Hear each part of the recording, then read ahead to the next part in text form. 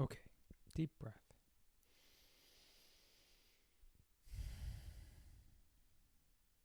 As above, so below, as without,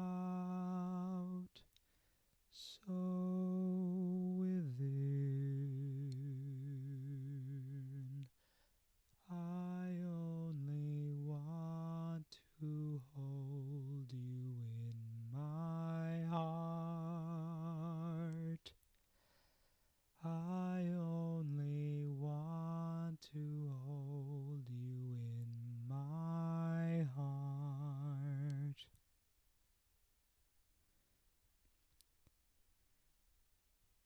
Today I want to talk about the power of listening. What do I mean by listening? I mean, it's obvious, isn't it? Right? Use your ears, dummy. No. No, that's not what I mean. I mean something more like sensing, detecting. I think there's a use in the word familiarizing. Why do I like the word familiarizing? To make familiar, to acquaint. A familiar, family, familiar, these are things that are close to you. They are things that you know by proximity. So I like familiarize. When you listen, you become close to the thing that you're listening to.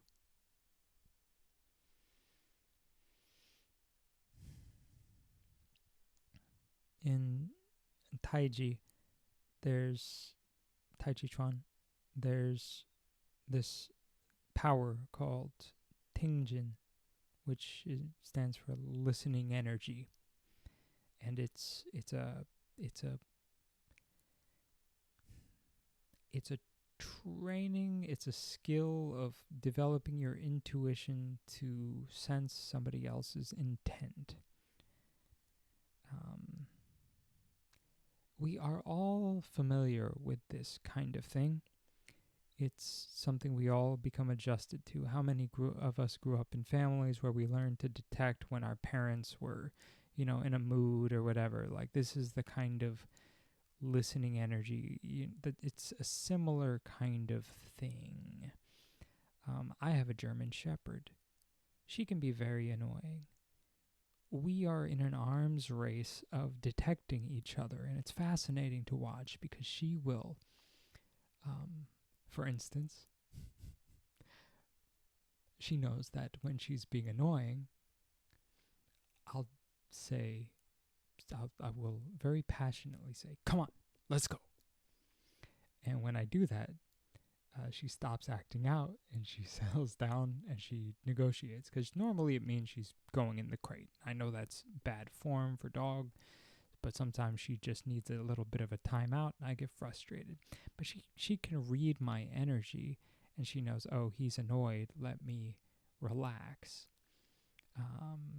But it was an arms race, because what would happen is she would push the limit, so I would get up and go to take her to the crate, and then so she would settle down, so then I'd go sit back down on the bed and she'd start acting up again. So then I would get up and take her to the crate, she would sit down, I would come back, she would start acting out again, like immediately, testing the limit of the rule. She was listening for my energy. Eventually, she, goes in the crate, and that becomes, kind of hard and fast. And she gets the idea that, like, okay, he wants me to chill. That's what this is about.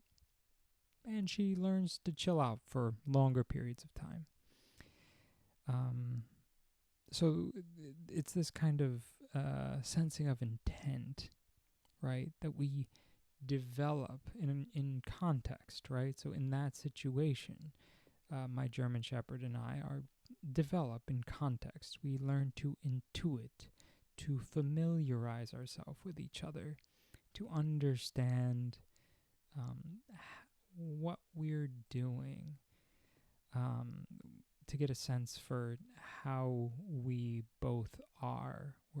We're patterning on each other, right? Um,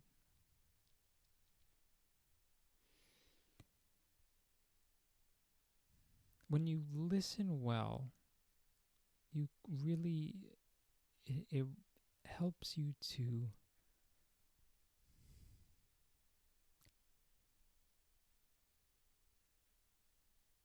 for lack of a better way of putting it, be in relationship to stuff. This is not profound, right? It's just, it's so unprofound that we forget it's the water that we swim in. We're so used to it that we fall into our own patterns of habits. We don't even recognize that, like, when you listen with your entire intention to just to note something, to note stuff about other stuff, to get a sense of how someone is operating. There's something about that affects you, that changes you, and that helps you be in better relationship to, in this case, a person, to a German Shepherd. This is very powerful, actually, and it is a skill that is easy to forget and can be trained better. I personally think Tai Chi is a great place to learn it.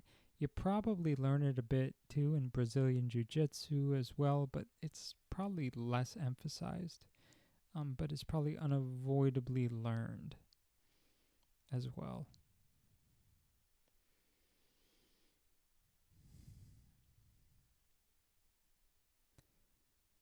Now, the application of this skill is more than just sensing another person's intent, like a a physical game, like Tai Chi push hands, where you're trying to take the other person's balance and get a sense for what they're doing. I've been applying it to myself,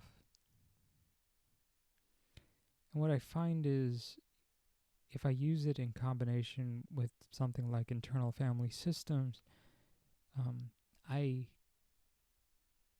I'm able to connect to parts of myself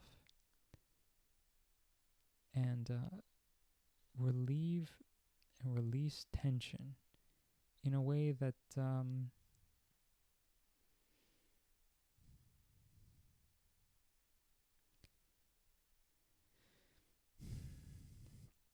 it feels healthy. It feels like a stiff part of me, like a part of me that had fallen asleep is finally getting to stretch out a bit, to sort of become more dynamic.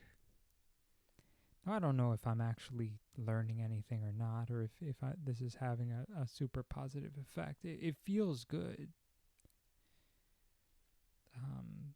It feels like, like I'm releasing some tension, some long held emotional tensions, for instance.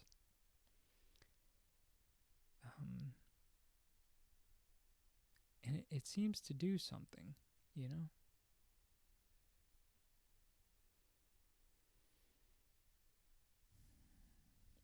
Okay, so how do you develop Tingjin, listening energy, right? How do you develop this?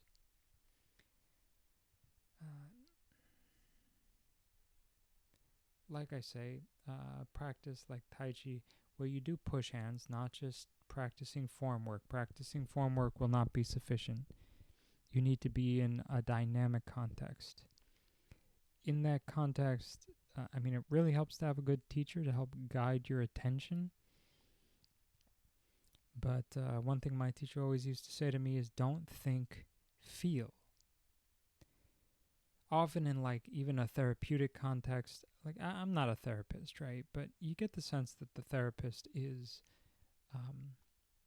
I've often gotten the sense that the therapist is like thinking about what to do. They're not really in the moment with you. They're not really feeling. I've had a couple sessions with an IFS coach, and she gets it. I can tell she gets it. She does a lot of reflective listening. She does a lot of just noting and seeing where I want to go. And this feels familiar to me. It feels like she's sensing where I'm at actively. She's not imposing assumptions on what I am or how I am, which allows us to flow wherever the situation takes us. And that's part of it. So if you wanted to practice this kind of thing on yourself, I can offer a demonstration, right? So if it were with me, on myself right now, like I might notice, for instance, right now I'm noting a little bit of tension in my right shoulder. So I just relax that, I sense it, and then I sense into like, I sense into my emotional state, right? So I've got a bit of tension around my heart. Today was a long day at work. I'm, a little exhausted by that. I've got other things I stress out about, worries, concerns, financial concerns, mortality concerns, existential concerns, right? These are all things that have been with me for a very long time. I feel all of that. I let it come up. I watch it. Okay, so I'm watching all of that. I'm looking at my thoughts right now.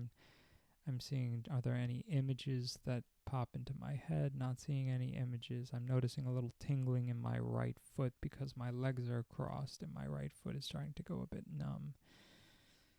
I'm noticing I'm breathing. I'm noticing I'm creating a video. It's just a lot of this, noting and letting my mind move around the space.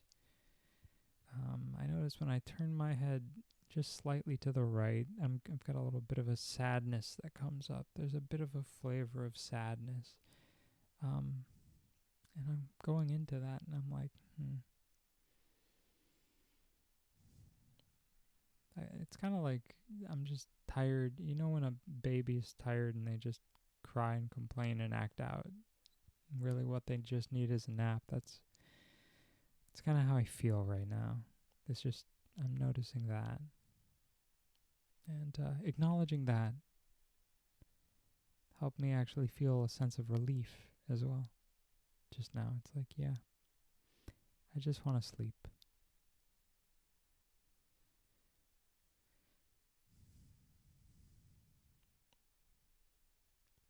So that was a bit of a demonstration. As you can see, it's a bit chaotic. It feels like it's literally all over the place, but you pay attention to what's going on inside of you. Now, there are other ways of doing this where you pay attention to what's going on outside of you. And then there are ways you can practice it where you're paying attention to sort of in-betweens between you and whatever it is you're interacting with. And by practicing and developing this listening energy, I think it's a very good way to improve if you do internal family systems or other ways of relating to yourself or to others. I think it's been very helpful to me in any case. I think I'll leave it there.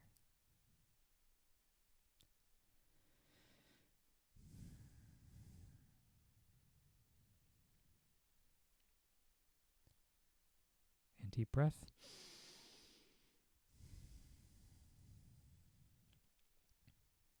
If I could see your shadow, if I could see your shadow, if I could see your shadow, what would I see? Take care, everyone.